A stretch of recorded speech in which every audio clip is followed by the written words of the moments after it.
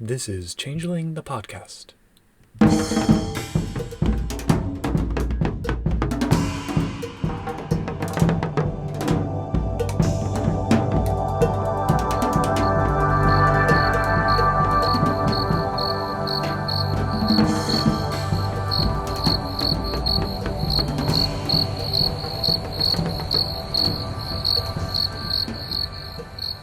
Welcome to Changeling the podcast. Come for the glamour, stay for the vibes.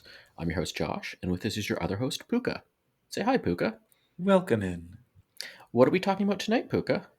This is a very special episode on the nature of glamour and banality, which I think we're kind of taking a not exactly edition agnostic approach, but I don't know, edition encompassing approach. Yes, maybe So, even cover into hypothetical future editions. yes, freeform discussion on the topic. So yeah, I guess that has our first question is so what's banality and glamour, Puka? That's a That should big be question. Can we divide it into two? yes. So what's glamour?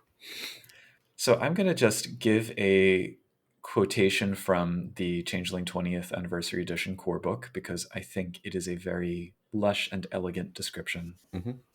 According to that book, glamour is the shining opposite of banality, the spark of hope that burns bright against the oncoming endless night.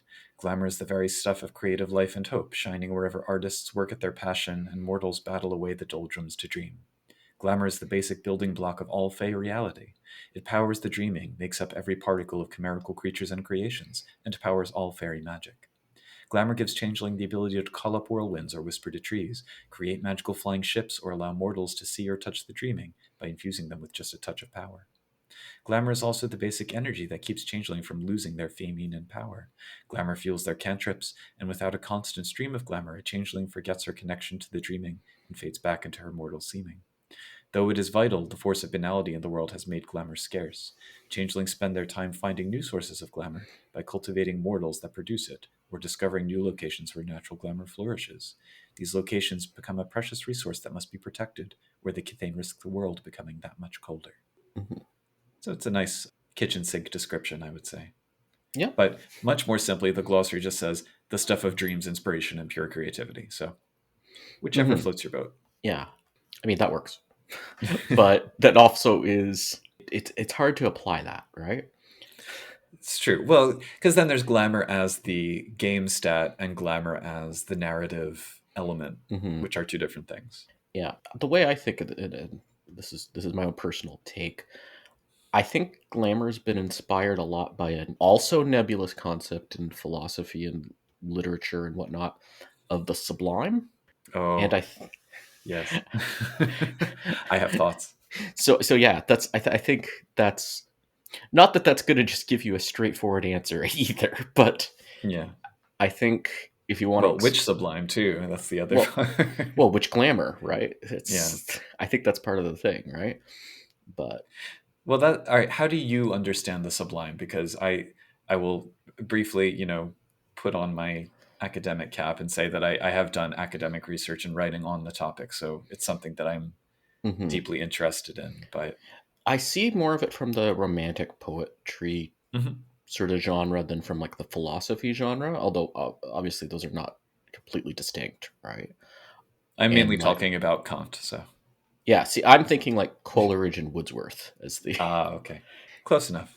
yeah. So I mean, and I think part of the thing with glamour and the sublime is it's more of a not even feeling, but Mm. it's something there's the question of what is this thing, and there's the question of how do you get it, or where do you find it, or what does it do, and these are all different questions, I think. hmm So, I mean, in my understanding of the sublime, and when I say that I'm deeply interested in like a very particular definition of it because I think it is one of those concepts that has been defined in many different ways. Hmm. So, in particular, the Kant definition, where he distinguishes three types of the sublime. I think it's the beautiful, the noble, and the terrifying, or Hmm. those are one set of English translations. And I like that for glamour because it kind of touches on different ways that different types of changeling express it, from the purest and the brightest to the absolute darkest. But what unites them is that it's our individual level response to what we can't comprehend, the overwhelming and the ineffable. So the classic example that I like, I mean, not like, but when you think about death being something so enormous and incomprehensible that you have to kind of localize it into a specific form, such as your own death, your own mortality, in order to kind of get your head around it. And that's an example of the terrifying sublime, because obviously people don't like to think about those things. But you could also say equally like seeing God or something. If you're a faithful person, God is too overwhelming and all-encompassing to see in all of their glory. So you form an image, you anthropomorphize, you have a theophany, to use that term. So I like that. I like the notion of there's glamour in the abstract, that overwhelming force, and then there's glamour in the immediate, which are these little quanta of experience, or qualia, I think is the philosophy term, actually. Yep. Which are drawn from it.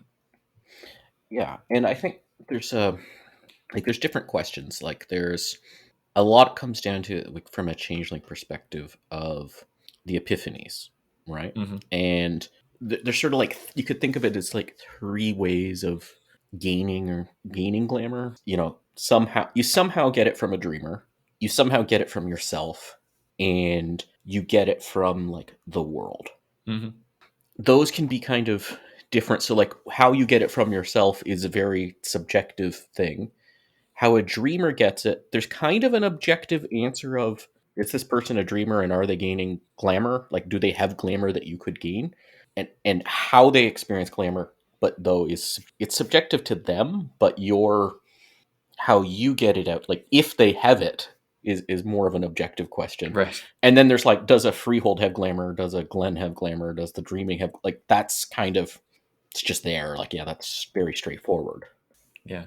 The thing about a statement like that, though, like, does a place have glamour embedded in it? I almost feel like there's a little bit of a fallacy in there, because glamour to me has always seemed like an active process. So glamour isn't just, I mean, with the exception of dross, where it is kind of encapsulated into a material or chimerical material form, it's about change and dynamic movement. So it seems weird to say like, yeah, there's just a big pool of glamour sitting here. Yeah, I don't mean it sitting here, but like at this exact moment, is there a lot of glamour or is there little glamour here? I think that's more like, you could have changelings with very different worldviews. And at least my take of the game, and this is kind of consistent across editions, is they're not going to disagree if like this place has glamour. Yeah. This is, at least if there's a lot of it. Is this a freehold? Yes or no? Like, right. But what makes a freehold? You know, like, is it the fact that there's a balefire or some other kind of channel to a flow of glamour from the dreaming? Or is it something else? Yeah. Oh, well, that's getting into another big question that's kind of never been answered in Changeling. There's sort of two takes on glamour, and maybe both are true, where glamour comes from people, you know, mortals often, but changelings would sort of count too, like, where that's where glamour originates and it feeds the dreaming and it feeds everything around it. Or does glamour come from like deep in the dreaming and flow into humanity and everyone else? So I am not a scientist. I have always been kind of terrible at, well, I won't say kind of terrible at science. I'm fascinated by science, but I never had the patience to really, get knowledgeable about it. I still enjoy sciencey metaphors, though. And with something like glamour, I think back to, random high school science classes or whatever, and the diagrams of cycles, like the water cycle or the carbon cycle.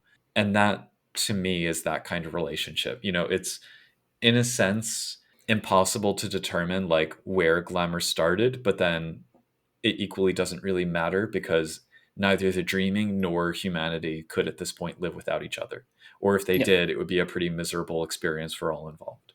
So like if you removed all the humans, or everyone who dreams, I guess, would the dreaming die?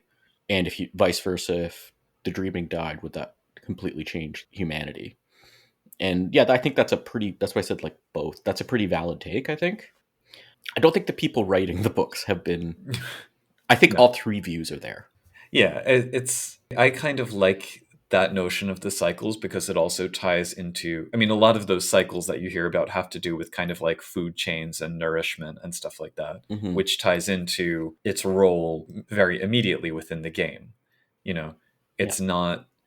All right, so I'm going to draw two very disparate parallels and say that glamour is kind of like weather in the sense that, it's not just about having water vapor and electrons and like all the elements that make up the atmosphere, but it's about how they move and develop and shape in different Hmm. ways.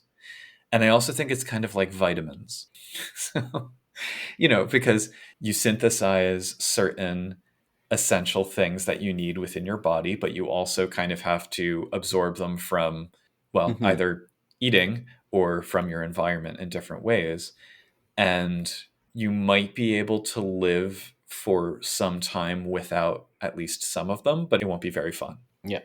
And that also kind of like, if you do more broadly than just vitamins, like nutrition, Yeah. that also fits in, like, what is Rhapsody, right? Yeah. Where you are kind of hijacking a process. You're putting in too much refined. It goes into Yeah. overdrive, and then yeah, like there's a capacity of burnout. Even without Rhapsody, I mean, like artists can burn out. Yeah. It's not really a system for that, but like it seems reasonable if you did way too much intense musing that could burn out somebody after a while. I think that's why musing in particular has like the long time scale, which I assume people don't like to role play musing because it takes a long time, but it's sustainable. Hmm. And there's a metaphor in there somewhere. Yeah. I also see this kind of thing like not just okay, golden rule, whatever, but the glamour systems are kind of to me kind of like the skill system or attribute system. Like I don't think in Changeling or the World of Darkness people really have 0 to 5 levels of well-defined drive. Like you're Mm. supposed to diegetically have that. Like I think the epiphanies maybe Changelings would talk about it, but I don't think that's the sum total of glamour. This is the let's make it simpler to actually make it playable. Yeah, Yeah. no, that makes sense. So, in terms of actualizing it, or operationalizing it is maybe the word I want, how do you like to incorporate glamour into a game?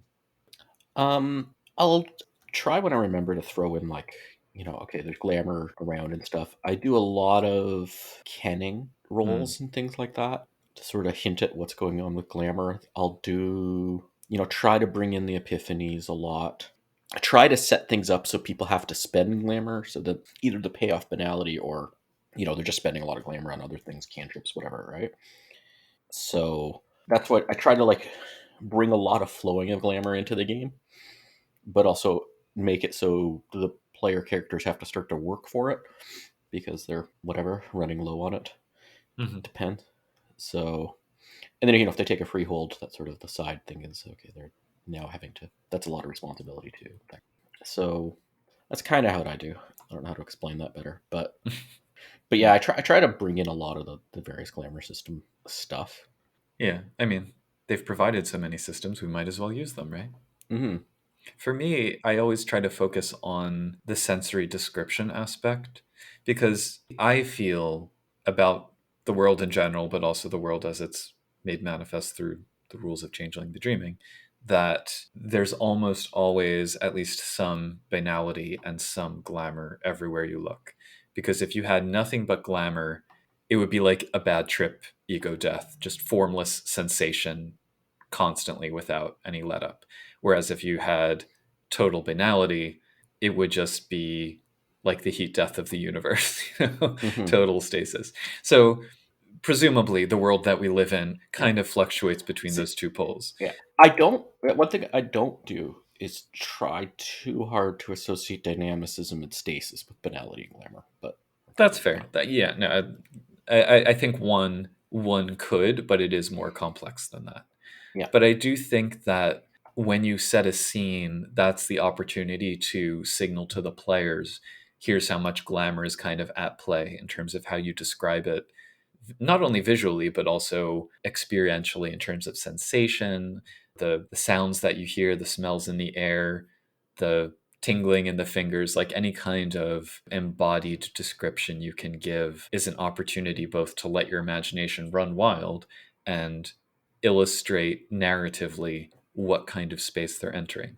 What I don't like is to treat it like a health bar or a power level for that matter, because, some people try to get to Glamour 10 and I want to say Glamour 10 isn't actually that great. Yeah. Sorry. So- Right. Also, yeah, I've been sort of thinking of like those points of glamour, but the whole, what is your glamour trait or your glamour temper or whatever? That's a whole other, it's almost another question. But I think you can put the one in terms of the other. When someone gains glamour, don't tell them you just gained a point of glamour. Tell them suddenly you're flooded with sensations of XYZ, whatever. I also don't like it as just like a reward. I know I've commented about this repeatedly on the Discord and everything, but I'm frustrated by how many people I see really fixating on dross as currency in the world of the Cthane. Oh, And yeah. like it just reduces what glamour is to such a like awful. Oh, yeah, but it also thing. like I think it reduces what currency is. Like it's not. It's Well, such a yeah. different thing.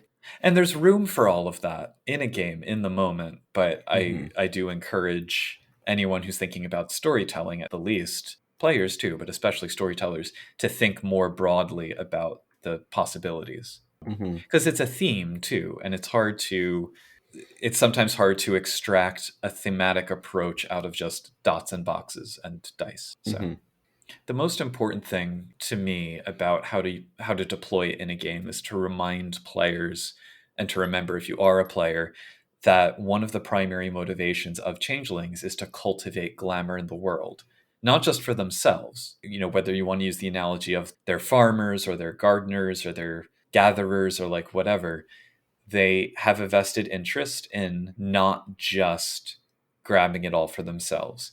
Now, when that does happen, I do think that makes for a good, like, unseelie villain, who says, yeah, glamour is free, I'm going to take everything I want.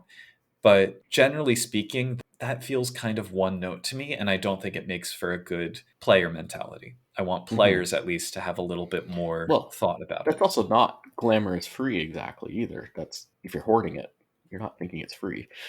But yeah. Well, you're thinking there will always be more, so yeah, but you're hoarding just it keep still. taking. You should anyway. Yeah, hoarding and using at a brisk clip, perhaps. Yeah. But it's that working with it is a personal experience, and it should never feel routine. So like, yeah, I don't think any changelings are happy to have a dreamer turn into an autumn person. They're not. No. It's like they always think that's a bad thing. I think might be an argument over how bad it is, or how doomed we are. But in addition to being like weather and vitamins, glamour is like wood, like lumber. It is a renewable resource, but it's slow growing and it's finite. So you have to. It's like a rainforest. Actually, I really like that. It's living. Yeah, well, we're not going into the dreaming yet. That'll be in a couple more episodes. But the dreaming as the ecosystem that arises out of the ecology of glamour is something that's a really powerful analogy. But I think that's another thing with glamour too. It doesn't have to be. It can have qualities you might ascribe to agents. Like it's like it doesn't have to be just an impersonal, simple thing. That is true. However, I also think it's really interesting to consider what agency is actually there versus what's projected onto it. To go back to your other point, though, about the subjectivity or the relativity maybe of glamour. Yeah, I was thinking about that as I was putting notes together for this recording. And I don't really think there is a good individualized system or a system for representing the individualized experience of glamour in any edition of the game. I suppose it doesn't matter all of the time, but I think it really matters for something like Reverie or Rapture or Rhapsody. Maybe not so much Ravaging. So like, well, that's more the subjective nature of banality, the ravaging, but yes. Yeah. So if you have a painter, two changelings, there might be one changeling who can get a whole bunch of glamour out of them and one who just never forms a connection with them. And I don't like how, to a large extent, that's purely determined by a die roll in the game. And I almost wish, this might be a bridge too far, but I kind of wish that there was like a resonance system similar to maybe not Mage 20, but revised Mage, so that, there was a way you could kind of show more concretely in game terms changelings having an affinity for certain types of creativity and glamour. We see a little bit of this in the Harbingers of Winter Storyteller's Vault supplement, where it talks about dark glamour. But I feel there's like a we could, tiny bit in the musing threshold table. I'm not saying it's yeah, effective, but even the musing threshold table, you have something like create hope. You could create the hope that somebody is going to finish their sculpture and create the hope that somebody is going to take over the country, So, yeah. And I mean, Rapture's the most personal, but it's almost, there's no system for it. You kind of just say what your thing is and then right. And then you go roll. from there. Yeah. Storytellers, please demand role playing from your players. Thank you. Yep. This has been a public service announcement. And, yeah. But at some point, I guess the sort of, I'm going to counter my own argument here. At some point, do you have to introduce like moral absolutes into the game? Like something that's dark glamour for one changeling may not feel dark at all to somebody else. So where's the dark definition? I was thinking about this a lot with Harbingers of Winter, and I'm not a fan of dark glamour like as a game mechanic. I like your idea of the maybe something like resonance where there's, I'd be lying if I said I hadn't written up some homebrew notes on this. yes, like a multifaceted thing, yes. But like I really don't like adding too much of a moral quality to any of the systems in Changeling. Like you could have moral characters, but that should almost be a, I mean, in general, I find it's a problem when a game says this is good and this is bad. Yeah. Often because I often disagree with it, and I really hate it when it says this is good. And I'm like, speaking of a different popular game, you're like, you just said genocide is good in this situation? No. Yeah. So, and in Changeling, there's so much. First of all, you're not playing entirely human people, right? Yeah. And there's so much diversity even among humanity in real life. Like it's the action of a good person. What about the unintended? I think unintended consequences are a really important thing. Yeah. Anyway, so well, in my ongoing quest to align Mage with Changeling, because they're my two favorite World of Darkness games, what do you think about the idea of Changelings almost having like a paradigm around glamour in the way that they see it, the way that they choose to gather it, the way that they use it? Again, not talking M20. Yeah, I'm for that. Okay. Maybe not M20 paradigm. That hurts my head. But I think it's telling that, we can have this conversation, which is born out of the fact that for nearly 30 years at this point, people have been debating what exactly constitutes glamour and banality, for that matter. Yeah. Why wouldn't changelings themselves be doing the same thing? Yes.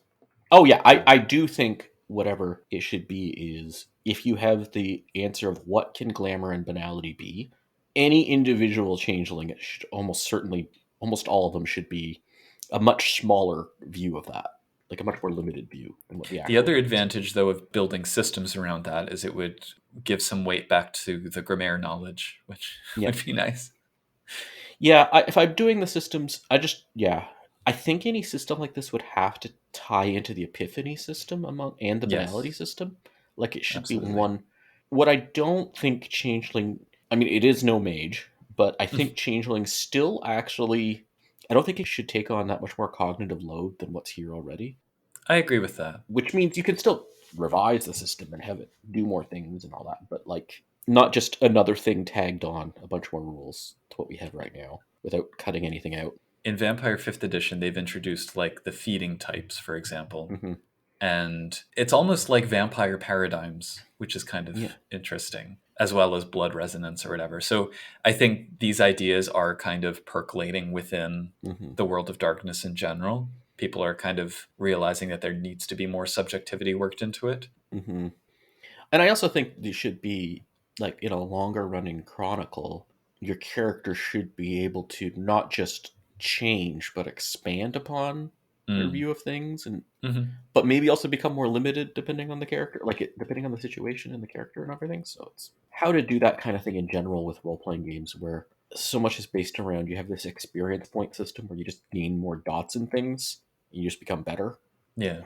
That I don't think that the more organic shifting through play, but Which gets even more complicated with changelings because they might carry over opinions from incarnation to incarnation.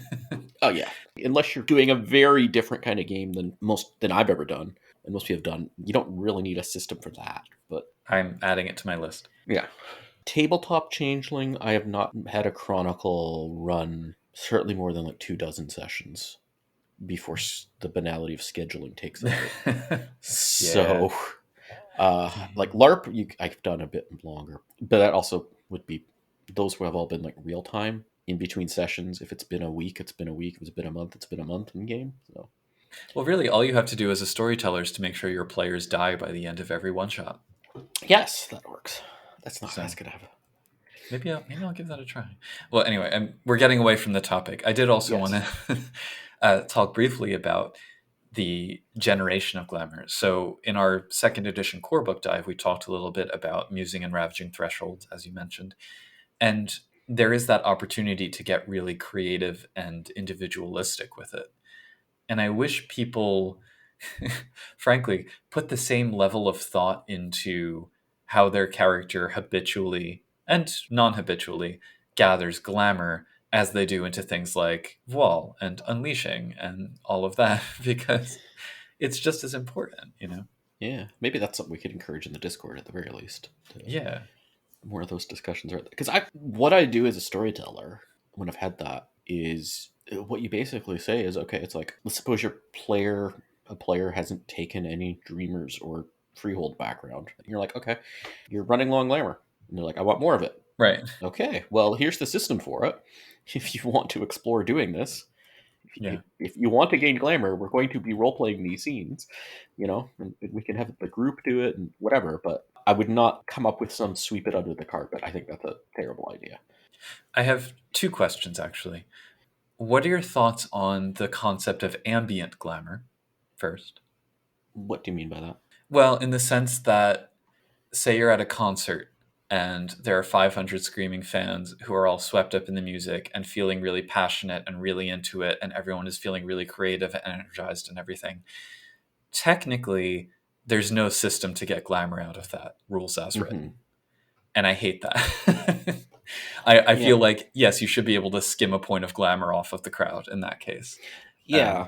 I'm ambivalent on that. Like, I'm not ambivalent as in I don't care. It's I am of two minds, or I've sort of flip-flopped on that.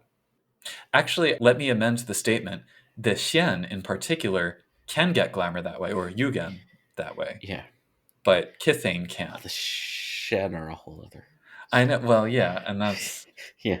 But I feel like, I mean, in the same way that I want the Xian to be more aligned with the Kithane, and that I want them to be able to muse and ravage and whatnot, I want the Kithane to be able to sip a point of glamour off of a crowd. I think Demon the Fallen actually has something like that for Faith. If I remember correctly. I believe it. Oh, freaking Demon. Demon's funny. It's like I'm reading the book. Demon is Changeling revised, basically. Yes, he was Changeling revised by somebody who who hated Changeling. They were writing Changeling. I don't think they ever read Changeling. It's like they created Changeling without realizing it. It was very strange, but there's something glamorous in there. Yeah. Well, anyway, it's another thing that I would like to see more of in the game. Yeah, I like the idea, but I would not want it to be a super effective way of getting a lot of glamour. Oh, for sure. Yeah. No, I would say if you spend the entire scene, it's almost like with legacies, you get a point of willpower for fulfilling what can be a rather extended process. So I would say if you spend an entire scene in that environment, at the end, the storyteller might say, you know what, gain a point of glamour. In the same way that if you had to have your changeling suffer through an entire detention at school, at the end, you might gain a point of banality. So that ambient stuff. But the other thing I wanted to ask, because you've played Wraith and I haven't, and you might have also played more Werewolf than I have. When you compare glamour to the other power stats in the other games, the valence of it is kind of different. I mean, I guess they're all kind of different. But I think one trap people often fall into is that they treat glamour like blood points. And I suspect they should treat it more like pathos than any of the other kinds. I think from everything you've said, you need to look at one of the, it doesn't really matter which edition, one of the Wraith core books, and look at pathos and passions and that type of, and then there's angst too, which is closer to dark glamour than banality. Just even if you don't want to play Wraith, like just from a system perspective, it might give some ideas along those lines. Yeah. And I do think Gnosis kind of has an element of it too, because if I were playing Werewolf, I would say if I go down to 0 Gnosis, my spiritual connection to Gaia has fizzled out for the time being, which would be very distressing. Unfortunately, many Werewolf players who I've come across don't seem to focus on that. Yeah. Well, the whole glamour, the subjective nature of how many points of glamour you have, what does that mean for your character? That's another thing I'm kind of unsure on. And I think I wouldn't want to like hit home on that without really reworking things. Well, this might be an opportunity to bring up Bedlam and or Nightmare. Seems like a possible segue. So yeah, Bedlam. What's Bedlam? I have ideas, but I have thoughts. You start. You give us your take. Bedlam, and I think C20 does a good job. We're about to have a disagree. Maybe not a hard disagree. Bedlam really, it's, to me, is kind of like a imbalance, or I see it as kind of like a poisoning. It's almost like glamour poisoning. Yeah. It's not the same as it's a psychological state brought upon by kind of external forces, if you can describe glamour that way, where it's kind of unbalanced you. And that's a lot based on the first and second edition, what the thresholds table guidelines, it's not really even a system, the guidelines for Bedlam were on. What it is in C20, it's described this way, and then you look at it, it's just using nightmare dice gives you Bedlam. So, an imbalance. Which is my primary issue with it. Yeah, when working on house rule things, working on, it's the closest thing I have to being ready to somebody help me publishing would be stuff around like a more involved system for it. A reminder that I am available for production assistance on Storyteller's Vault product. I just want to finish one little bit and then let's talk. All right. Yeah, I think having something like I want to have the thresholds from first and second edition, or warning signs checklist. Warning signs, yeah. Yeah. Well, you have the first, second, and third thresholds. Yeah, but so I meant they still have those, sort of. Right. But yeah, the warning size checklist, I found that a very difficult thing to use, but I think it's a good idea of what Bedlam is. Yeah, I think you're right when you describe it as like a poisoning or a toxicity. I mean, going back to the vitamins metaphor, if you have too many of a certain vitamin, sometimes that can cause problems, just like having too little of it. Or maybe a health, it might just be like changeling diabetes. Yeah, the glamour has kind of messed you up in a way. You have glamour in not good way in the wrong parts of your soul. Yeah.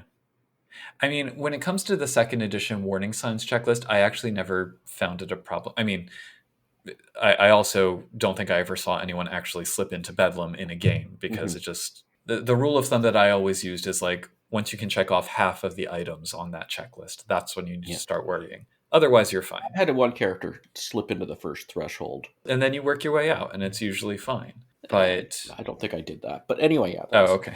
that character in any case. Was spiraling.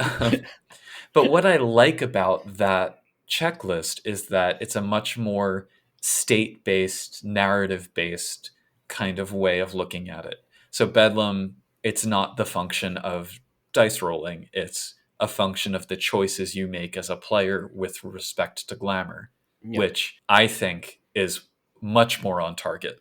Yeah. I mean, that's my personal view. I do think the way that it's presented in second edition, it's not for first-time players or first-time storytellers. I think you really have to play lots of games of it before you start using. Yeah, I want something, and I'm sort of working on something that's making it a bit more like banality. Okay. Bedlam triggers.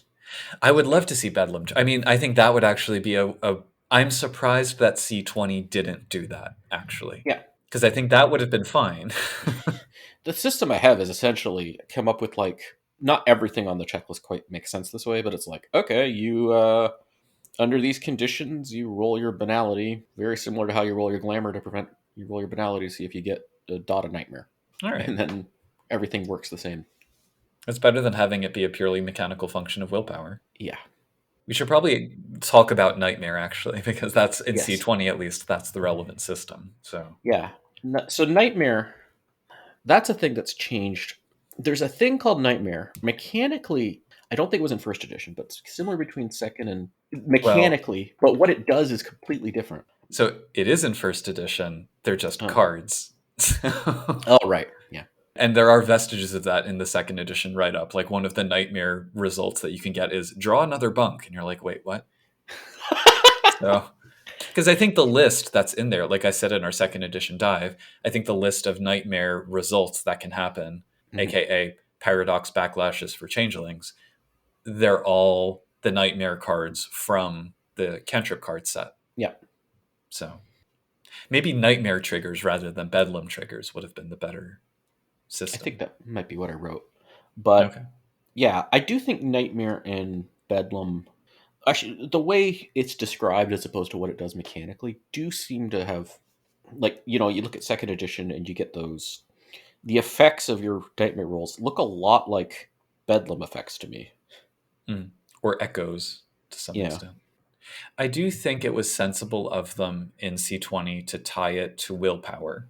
That does make a little bit more sense because fundamentally it's, the more willpower you have, the more self-control you have to hold off those toxic effects of overusing glamour. So that makes a little more sense than just making, because in second edition, for anyone who's not familiar with the system, the way you get Nightmare is if you're about to take a point of temporary banality, you can take a Nightmare die instead and add it to your Nightmare dice pool. And then when you roll a 1, because you roll Nightmare dice as part of a cantrip, if you roll a 1, it discharges like Paradox and Mage. You get a negative effect, and then it's removed from the pool. But importantly, in second edition, it's optional, whereas in C20, this is when it happens. With the exception of you can, what is it? To reduce the difficulty of a cantrip by 1, you can add 3 Nightmare dice. But otherwise, it's you get 1 in botching a glamour roll, unleashing, or rolling 10s on Nightmare dice, I think are the 3 cases. So you have much fewer options over when you get Nightmare, but then it's more directly tied to the trait that has to do with your self-control, which I like. Although I forgot about the botching the roll. The two of those are very optional. You get the 3 dice or you're unleashing. You're kind of choosing to take on, like, I guess the unleash, yeah. I suppose that's true. I suppose one does choose to unleash, unless one is in an anime. I think we both agree that the anime system needs work in C20. Yeah. Is there actually? I actually can't remember now if an anime can unleash without Nightmare, or if it just sucks to be one of them. I can't. I think they get the Nightmare, if I remember right. Ugh, that's awful. When I say I prefer C20 over previous editions, I really mean for Kithane games. It's more of a mixed bag for other groups. But anyway, the other piece though that I dislike is that when you have Nightmare, so if you get up to 10 Nightmare, you get an imbalanced point of willpower, right? You mark it by putting a dot or whatever under the rightmost box of your track, your willpower track, which raises questions. It's like, if you then buy more willpower, do you get a non-imbalanced point on top of that? Like, I thought you do your leftmost. I can't remember, but I think it's your leftmost, and then you're supposed to. Yeah, there's always the question a lot of people had is how are you supposed to spend it? right. Well, and there's no guidance on that. I think you spend right to left and put. Yeah, it's definitely not in the book with the guidance. Yeah. My suggestion would be spend right to left and mark it left to right. All right, so that's another thing I dislike. But so even all of that aside, so when you spend that willpower, that's when you get the Bedlam threshold, right? Yeah. So it's odd to me. I don't know. Like, can you then invoke the Autumn to hold off Bedlam? Like, it just raises a lot of questions. Well, you can actually do certain epiphanies. I can't remember which ones. And instead of getting the glamour, just get rid of your imbalance. I think it's any of them. Or at the very least, it's Reverie. Yeah, but not freeholds or things like that. Right. It's not when you get glamour. It's when you do an epiphany. Also, though, with the rules as written, technically, if you set it up correctly, you could accrue more and more Nightmare dice, accrue more and more imbalanced willpower, but never spend that willpower. Like if you manage to get away with not spending any willpower, you show no signs of it outwardly until you botch one too many times and suddenly you're sucked into the dreaming. So again, going back to what I said about second edition, I like it being more of a narrative state-based thing. I think changelings should be able to tell when the other changelings around them are verging on bedlam. Yeah. I want the mechanics to support the narrative better. That's probably how I put it. I like having mechanics, but I want it to fit the narrative. So, and what worries me is the kinds of narratives that get created out of like these mechanics. Mm-hmm. I mean, well, all right, it doesn't worry me, but that is definitely not new to C20. That's just which mechanics have these problems. Exactly. Yeah, that's true. But I can envision narratives coming out of these mechanics that to me don't fit what I see as the themes of the game. Yep. So, should we talk about banality? Yes, let's do that. So what's banality? Well, I have a quote from C20 for that as well. Banality is disengagement, existence by rote with no aspirations and nothing to lose. It saturates the world, suffocating everyone. It can be seen in the minimum wage worker holding down 3 jobs, living off food stamps, and still unable to make ends meet. He is too busy just surviving to dream. Banality also infects the corporate executive working for less than a year, fired for incompetence and awarded a golden parachute in the tens of millions. She has no desire to dream and take risks, so she wanders aimlessly through life. There's also a part that says, glamour's counterweight, banality is cold where glamour is warm, hunger where glamour is plenty, apathy where glamour is hope. More than despair, it is an emptiness, a stasis, the lack of a drive to take life for anything more than a series of meaningless rote actions. Even sorrow and loss are emotions, charged with glamour and inspiration. What banality touches shivers and dies, though it puts up every appearance of living on. It is active apathy, a pervasive force of conformity that has infested the modern world. Yeah, I agree with that. And I think it's also missing a big part of what banality is. Oh, which part? I think banality is also can be a defense against glamour. Mm. And not just the whole system where you can pretend, like, stop being a fae for a little bit and your glamour affects you less. But, I mean, that's part of it. But why does ravaging affect people? And I think also, like, where this maybe comes into, if you were to define dark glamour, to me, it's glamour that's more likely to have someone try to fight it with banality, like take on banality, because it's scary, right? Like, how bad do your nightmares have to be before you might give up a bit of creativity to make them stop? You know, you have I think banality is also like when a child's terrified of something fantastic and you convince them it's not real. Mm-hmm. That's banality. And that's another thing. Like, I think you can have, there was like dark musing, I think, in the player's guide. Like, I think there should be light ravaging, right? Like you're Yeah, well, it's an interesting, because that to me, so this is kind of getting ahead of myself a little bit, but something I do want to point out is one of my favorite banality related things in the game is designing Dauntain. And I think that's a very Dauntain perspective, is to be like, I'm just projecting the childlings, from all of the Nervosa and the Noctitza out there. Someone has to. And well, that it's also like the changeling way was banal compared to what was before.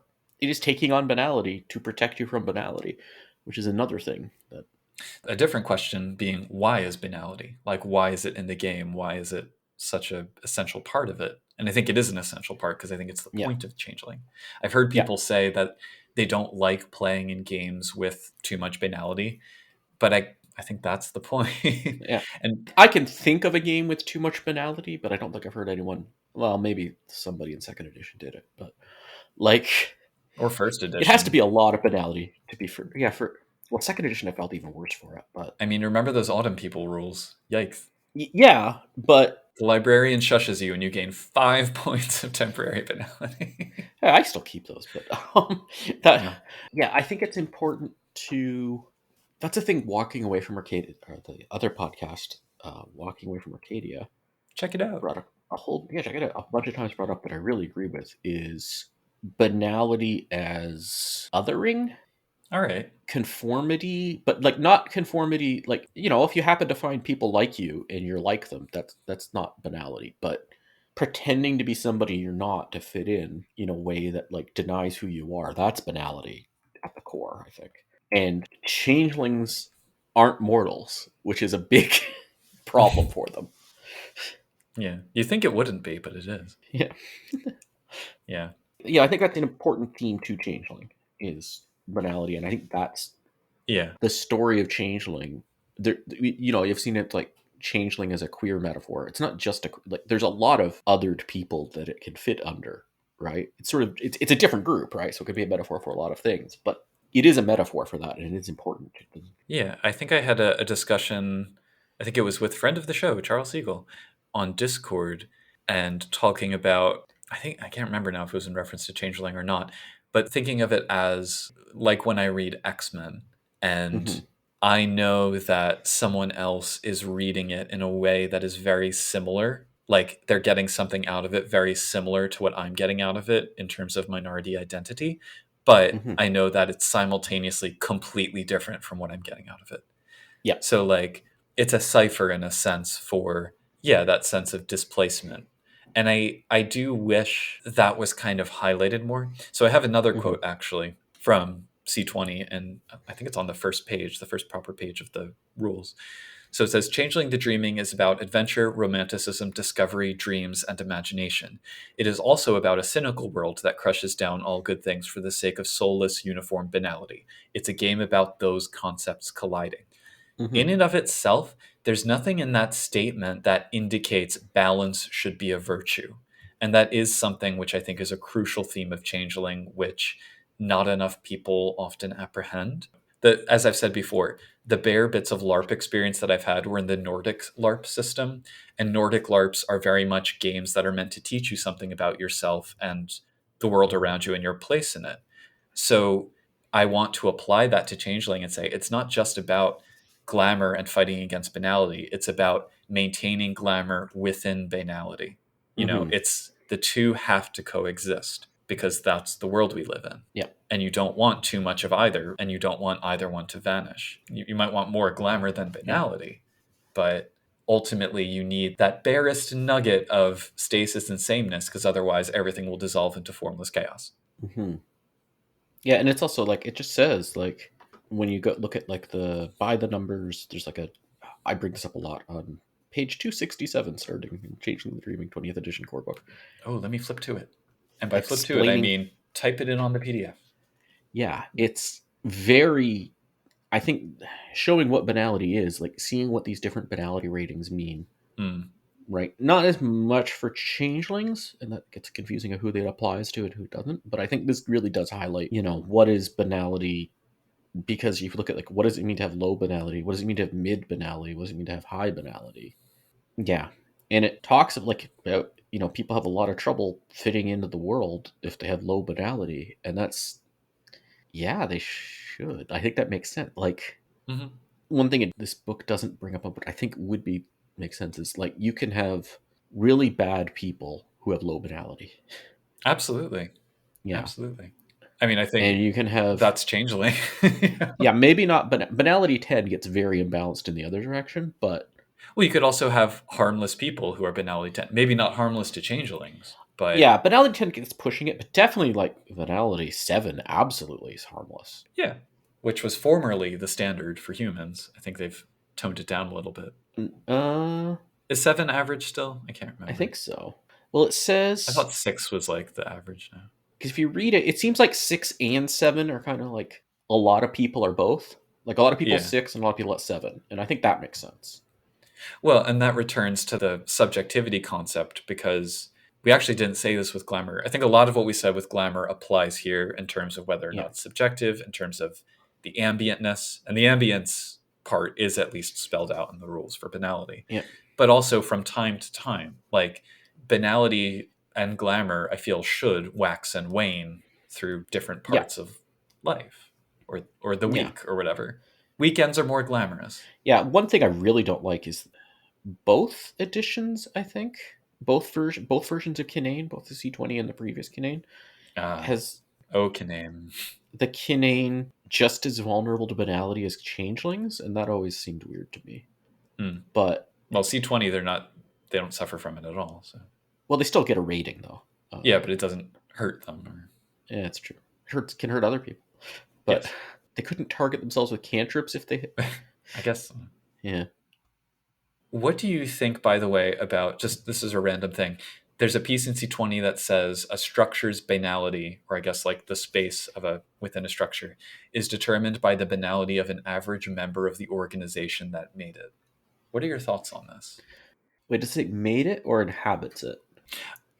Wait, the organization that made it that way. So, all right. Mm, So okay. repurposing does shift the rating. But even Yeah. so, I mean, I think you could still have a structure that seems very banal from the outside, but isn't, and then seems very glamorous from the outside, but isn't. Yeah. There's I can't remember which edition it's from or if it's still there. There's a talk about glamorous places in terms of where you can make a freehold. And I think that's a similar thing. Like, I think a lot should come down to the people who use it. And you could have a place that shifts from time to time, but I kind of like it being a bit sticky. Yeah. Again, some kind of resonance system I think would help resolve a lot of this. And I Yeah. do like, shout out to Harbingers of Winter again, the schism system, I think Hmm. was an interesting way to kind of approach Yeah. all of that. One thing about C20 banality that still bothers me in terms of like banality triggers, with rules as written, in terms of the hard mechanics, you could have a changeling who works a dead end job 12 hours a day for minimum wage and lives in a crummy apartment. Maybe not lives in a crummy apartment because that's it gets into ambient banality, but like Crummy house. a falling apart house, maybe, Yeah. just maybe they've lovingly decorated it, whatever it takes to Hmm. not have it gain ambient banality. In any case, a dead end job 12 hours a day doesn't necessarily trigger banality. You Yeah. know, conversely, you could run rampant through the dreaming, slaying sentient chimera and changelings if you're a wilder, tell other changelings that their dreams are, worthless or whatever, and refuse to engage with any dreamers. And as long as you can still get to a balefire and don't smash every treasure that you see, you don't really get banality from any of that. So, Hmm. like, banality Yeah. doesn't seem to really punish destruction of glamour so long as that destruction is done in the spirit of like mustache twirling dastardliness, I guess. I'm okay with that because I I mean, think slaying monsters shouldn't get you. I don't like slaying monsters getting you banality. they're not necessarily monsters. You can slay No, sentient good chimera and not that's have repercussions. yeah, and I So, think it should almost fit into why are you doing it? right. Well, again, it's good for a villain, absolutely. Yeah. But I think it speaks to the problem of, well, subjectivity again. I mean, it Yeah. all keeps coming back to that. We need some kind of stronger system for Hmm. representing that. But then it also, I think the game sometimes doesn't know what it wants the relationship between glamour and banality to be. Hmm. Yeah. And it kind of oscillates between a couple different options. And then there's like, disaligned systems that tie into that. Yeah. So I don't have an answer for how to resolve that, but it's something that kind of rankles me when I Yeah. run into it. This is one of those things like thinking about the seemings and the Yeah, effects yeah, that have on banality now. I feel like C20 does a lot of overstepping in the right direction. yeah. Like it overshot where it should land, and you can argue over which was better, the place before C20 or the place after C20. But I think it definitely overshot in a lot of places. Yeah. So, and that's another one where it's like, yeah, did you think that through? Like this has weird implications. Yeah. Just like Grumps being immune to the banality of people, Right. like that is, it went from like Grumps being too rare in my opinion to if you're playing a game centered around that has banality and brings in the themes of banality, why would you, mechanically at least, you should play a grump? Because like, Yeah. so I sort of like I saw sort of glamour as coming fitting things like the sublime and talking about inspiration and things like that. What concepts from before Changeling do you think Changeling drew from for banality? A few. So when I think of popular culture, I think of films like The Neverending Story and Hook and those sort of stories of denying imagination and fantasy and all of that. I think there's also precedent in really, I guess, like Irish folklore to some extent, because you have like the Tuatha De Danann going under the hills and becoming the she and disappearing from the world and like slowly eroding into like fairy stories. But then also, you remember in our interview with Ian Lemke when you kind of talked about that feeling of you're hanging out with all of your friends and you're having adventures, and then as you grow up, you watch them like get dead end jobs and fade into these Hmm. roles of their former selves. So I think it's kind of drawing on all of that and trying to recreate that experience as a way of operationalizing, to use that term again, that theme within the game. Yep. But I don't know that there's like a specific mythic reference Yeah. to it. I think if you brought in anything academic, although I don't think this was an early changeling for sure, and I'm unsure about for C20, certainly I'm not even sure about the core book, or the concept of microaggressions seems to also. Maybe. There was actually a conversation I just had before this recording on Discord when someone brought up depression as a common analog. And what I responded was, having had this conversation multiple times before, I am not by any means trained in psychology, but my understanding is Mhm. that banality is depression, but not clinical depression, because it has those elements of, yeah, apathy and lack of engagement and flat affect and all of that, but not necessarily melancholy and some of the other stuff associated with like Yeah. depressive disorder.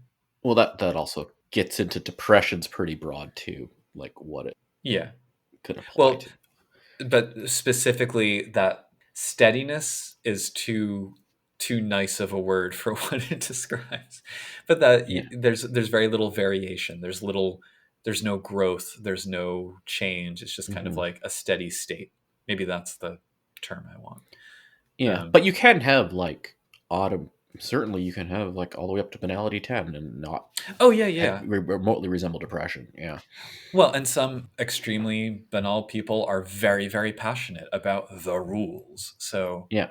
it's one perspective. I think it's also valid to say banality is just conformity and the pressure Hmm. to be the same as everybody else. Yeah. And it's also the unhappy ending and like the fading of the dream, all of that. I mean, glamour has a lot of different variations as well. So Yeah. maybe those are the variations of banality resonance. I don't know. Hmm. I do think that they should be miscible. The metaphor that I've been using in a project that I've been working on is, it's like oil and vinegar, and the world is a vinaigrette. Sometimes you Hmm. get more oil, sometimes you get more vinegar, and different people have different tastes towards one or the other, but they're all constantly like flowing and recombining and never truly dissolving into each other. Hmm. And that so the Sinoshan would be an emulsification, like when you get like the weirdly creamy vinaigrette. Yes. Or Dantain. I mean, Yep. Well, especially old school Dantean, C20 Dantean are confusing to me. oh yeah. I mean, when I think of Dantain, when I'm saying talking about designing Dantain villains, I'm wholly talking about my familiarity with them through second edition. I think Dantain should be very high glamour, very high banality, burning bright and burning out fast, and taking the world down with them. That's the Dantain that I want. And like any good villain, they have a narrative and a story and why they know they're right. Hmm. Although this gets into, it's funny, like this shows a weird bias. Like some people when they go, oh yeah, banality, unseelie, that fits, and I'm always like, banality, seelie, that Oh yeah. fits. Well, yeah. I mean, I think when we talk about the subjectivity of it, it gets down to the level of like from changeling to changeling. Hmm. You know, I think you can absolutely have changelings who don't want to be around their maybe not motley mates or oath mates, but like people who visit the same freehold. They're like, how about you sit on the other side of the balefire? Yep. And something to get into when we talk about queerness and kinship in a few episodes is, having been in spaces like that during my life, I feel that very keenly, in that sense of, I know Yeah. that it is dramatically helpful for me to be in this space. It's nourishing to my soul. I also know I can't stand those three people who also feel the need to be here. Yes. So, Oh, and that's not just queer spaces, but yes, queer spaces are one of the places yeah. like that. Or not explicitly queer spaces. I wouldn't. Anyway. Yeah. Well, that's the ones that It's I'm talking about. yeah. I guess families are kind of like that too in general. Well, I'm just thinking also like there's a lot of spaces where some sort of radical acceptance. Right. Slightly related to that, to kind of return to the question from the Glamour, how do you incorporate banality into a game, both in terms of how you depict it and how often you deploy it? I often have it very based around interactions with mortals. Mm. Sometimes autumn people, sometimes just general interaction with the mortals. That's where I like to bring it up a lot, where it's about the whole again maybe microaggressions or something like that. Just being around these people wears you down, Hmm. and I try to also like very ground it in the mundane life. Yeah, I can agree with that. I do try to force players to to deal with it from time to time. And I know that there are people who don't want, they just want a dreaming game and that's it. And I'm like, all right, well, good luck. Yeah, I'm not really interested in those. Yeah. Yeah. Different strokes for different folks. It's not the kinds of stories that I'm interested in telling. Yeah. I like games in general. Like I really like maybe broader than it would be strictly used by a bookstore, like urban fantasy genre. Yeah. And the okay, you have this regular life side and this fantastic side. Like that's just a lot of the media I like falls under that. So Yeah. and that's the thing I like the Changeling does. I think like the whole world of darkness is based around that, but I think Changeling hits it the hardest. But it's a difficult concept, and I want to acknowledge that. I mean, no one said Hmm. it was easy to role play this game. But because to be fair, it's easier to make a story about, the threat of dark glamour or a dark changeling because that's the natural counterpart to glamour. Good and evil, whatever that might mean relative to the changelings involved. Banality is an entirely different situation to deal with. Like, it's again another fallacy to say banality is the opposite of glamour. I don't think they're Yeah. opposites at all, even though functionally they sometimes end up that way. But it's like you're playing a game where you're defending certain kinds of dream in relation to certain other kinds of dream, and then simultaneously you're playing a game about defending dreams in general against Hmm. erosion. Yep. It's an interesting sort of conundrum for a changeling. It's like we have to stop the supervillain. They're full of dark glamour. They're going to eat these people or whatever. We have to kill them. But if you kill them, you're going to get banality from it because banality doesn't care what kind of dream you're ending. Hmm. So it's interesting and it's difficult, and I love it. So Yep. that's the thematic stuff that I live for. I also do a lot of. It seems like a lot of my roleplay when I'm running, like I'm storytelling or DMing in general. It seems like there's been a lot of player characters actually playing good people, and then I'm putting it into like hard moral decision, in Hmm. like trying to corrupt their characters. It's kind of not in a creepy bad way generally, but like it's like It's we're valid. talking about it a lot. Yeah, but I find that very fun, and so do the players often. So. Well, that's what counts. But yeah, so it's like, oh, they're the dark glamour thing, sort of. I'm the bad guy? Yeah, and they're like facing up against actually not that bad banal people. And Yeah. Anyway, I think that's about all that I had in mind. I have a lot of notes for this yeah, discussion, but I think that's all the stuff that I wanted to talk about. We do have some questions, though, unless you have any yeah. other points you wanted to throw in. No, I think that's. I think we've covered everything beyond the questions. That sounds good. Right on. So, Sandjigger asks, should glamour and banality be one stat where raising one necessarily lowers the other? I would say no, solely because I Hmm. don't see them as mutually exclusive, and I don't think the Yep. game really does either. However, because that is functionally how a lot of people seem to play it, as well as, glamour good, banality bad, you could if you wanted. And I think if you did, I guess it would be kind of like the Chi wheel in Kindred of the East, or maybe Yeah. Quintessence and Paradox. So, If I was making a new edition of Changeling, I would have a quick start that does that, and then the core game absolutely wouldn't go against that. okay. It would be very easy to demonstrate the concept of balance with that, though. It's just that don't let either one fill up the Yeah. track. Yeah. Then Fetch asks, here's a bunch of questions put together. How often do you see the PCs in charge of the freehold? How often are they not in charge but have easy access to it? And how often do you see more than one freehold in a city, either by canon or in people's home games? I think, respectively, PCs in charge of the freehold, not often, but I'm happy for people to take the holdings background. How often are they not in charge but have easy access to it? Much more often, because every splat has a safe haven concept in their game. Vampires go to Elysium, werewolves go to the cairn, motleys go to the freehold, mages go to the chantry, whatever. And then more than one freehold in a city, very frequently, I would say, both in canon and in home games.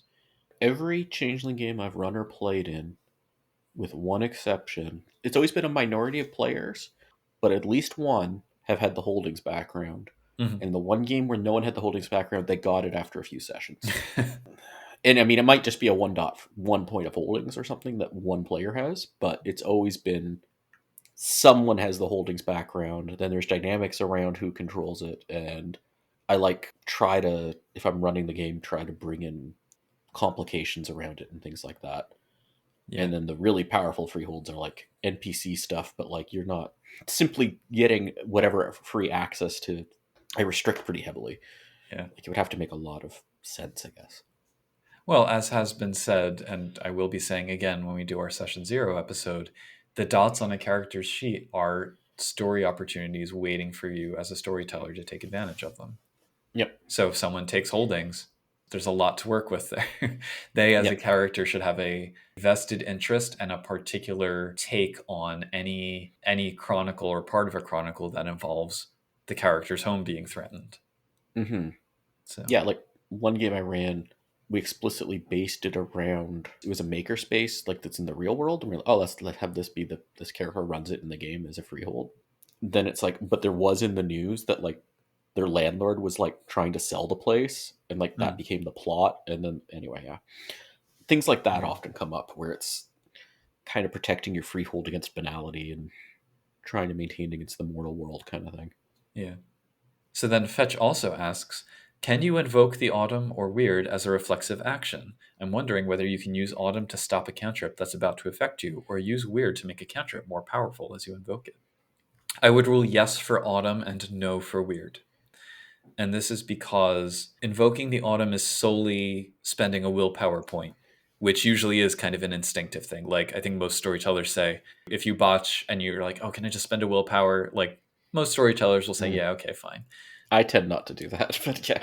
All right. I mean, situational maybe, but I think for invoking the Autumn, especially because they did away with some of the counterweaving systems, and that was one of the main ones from 2nd edition. Oh, actually, I would treat it as reflexive. Yeah, just looking at the rules for it. Yeah, I think the rules by Britain are invoking the Autumn. It seems invoking like the Weird is a role. Invoking the Autumn isn't. Well, and invoking the Weird also involves glamour, which I think always has to be intentional. That's kind of and invoking the Autumn also. I mean, it's willpower. I think willpower also has to be intentional. I'd say even more so than glamour, but it explicitly just lasts for one action or one turn, I guess. Sorry, intentional isn't exactly what I meant. I feel like glamour should be glamour is not like something you do instinctively, like using it in that specific way. You don't enchant someone on instinct. I don't think. I have had situations, I've seen it where somebody's accidentally rhapsodied people. Whoops. But that's great, actually. That was the glamour expenditure was intentional. They just didn't intend it for Rhapsody. But that's actually a great way to introduce Rhapsody to a game for players who've never seen it before. They're like really laying in the enchantment with their dreamers. All right. Yeah, no, I'd say invoking the Autumn's not an action. Calling on the Weird in 2nd edition was also a willpower roll, which is definitely not reflexive.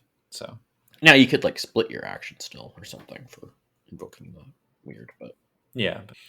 And then Chronomorpho asks, how did the different editions deal with the relationship between both the Unseelie and Banality and Fomorians of Banality? It seems like there was a drift through the editions where there was this weird connection between Unseeliness, Fomorian tendencies, dark glamour, and Banality that changed towards other equally ambiguous conceptual orientations. Mm. Very fair point. Yeah. I'm not sure which way it shifted, but the connection's definitely been there. It shifted away, I would say. Okay. And I think what that comes down to is that when the game started, the notion of dark glamour was very thinly developed and just Yeah. very slowly over the course of more and more books. I think by the end of second edition, it was totally moved away from that to some Yeah. extent. Maybe not totally, but No, but I think when they really started getting mechanically into Fomorians, they were big on Fomorians are immune to banality.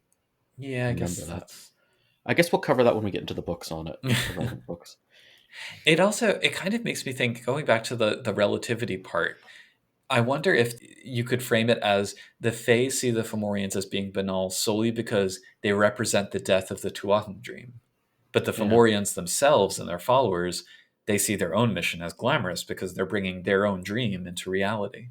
So there's Yeah. that. I think this is also the case where some forms of glamour really make you want to use banality to defend against them more than others. And Mm. Fomorians are really strong in that camp of Hmm. if you could fight it off with banality, it's probably a better idea Yeah. than letting that dream get to you. Yeah. And again, Harbingers of Winter's take on formalizing dark glamour is at least another step in that, Yeah. kind of direction. But it's a good arc overall because I do think that initial conception of like glamour is associated with the Kithane and the Seelie, and banality is associated with Fomorians and the Unseelie was too reductive. And I think they Oh, have yeah. stepped out of that. I don't know if that was fully coherent even in the first Ed Core book on, but Well, they didn't even have Fomorians in the first Ed Core books. no, but the Unseelie bit. Well, You yes. can- Yeah. No, and that's, that notion of, oh, Seelie Muse and Unseelie Ravage. Yeah. One uses glamour, one uses banality. It's like, oh, it's a little more Yeah, complicated but than they're that. both gaining glamour. Right, yeah. Yeah, that's always the weird thing to me is like you almost kind of have to fail at ravaging a few times before you get good at it because you have to build up enough banality to roll enough dice to get glamour, Yeah, which is a weird thing, but or in first edition, just play a grump. or that.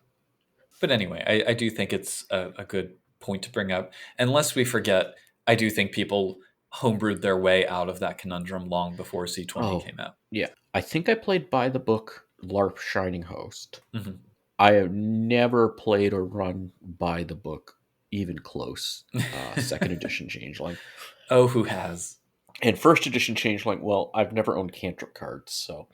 Yeah. Do you think this is a broad question? Do you think that a disadvantage of the 20th anniversary editions, because they are such kitchen sink games, is that it's people are more inclined to play rules as written because there are so many rules to keep Yeah. track of in one book? I think it is more playable rules. There is more to it, right? But if you took the C20 core book and equivalent core book and supplements for whatever you're doing in the second edition, I think your game is going to fall apart a lot faster in second edition if you're doing it strictly by the book. Yeah, I can see that because there's too many holes in a Yeah. sense. That being said, you also have things like the Dolorous Stroke. Oh, there's fun things. Although there's definitely things I want to. Yeah. Anyway. All right. That's a solid discussion of Glamour and Banality, but Yeah. we could have another solid one in the future. We'll see. Mm-hmm. So yeah. This has been Changeling, the podcast. Changeling the podcast. You can find us changelingthepodcast.com. You can email us podcast@changelingthepodcast.com. You can join our Discord. Discord.me/CTP. Yep. You can send us a toot at changelingpod@dice.camp. Follow us on Facebook, Changeling the Podcast. Or just scream into the night. Yes. And once again, I am Josh. I've been known in many places and times as Puka. Yeah. Just remember, if the nightmares get really bad, you could always just stop being creative. It's better to have a bedlam threshold than a thresholm bedhold. This week's outro is brought to you by etymology. The word glamour is believed to be derived from the Scots word gramarye, meaning an enchantment, and when you switch a few letters around, it becomes grammaire, the knowledge from Changeling. Gramarye itself is thought to be from grammaire, the old French word that means and is the root for grammar, because magic always comes back to linguistics. Meanwhile, banality also comes from French banalité, in turn from banal, which ultimately stems from Latin banalis, meaning prohibited or forbidden, because laws are boring. And finally, the word Dantean is an ancient Frankish term meaning person who just needs a hug. If you enjoyed our show and would like future etymological explorations into the roots of Changeling the Dreaming, please consider supporting us by joining our Patreon. Visit www.patreon.com/changelingthepodcast, and you too can join the elite list of people's what gets shout-out at the end of each episode, such as Derek, Dorchadas, Oreo, Raz Caboose, Sanchiger, Sija, and Terry Robinson. You can also help us out by leaving a review on the podcast listening platform of your choice, or stopping by our Discord at www.discord.me/ctp for discussions of all things glamouradical. Thanks for your ear turns, and until next time, keep on dreaming.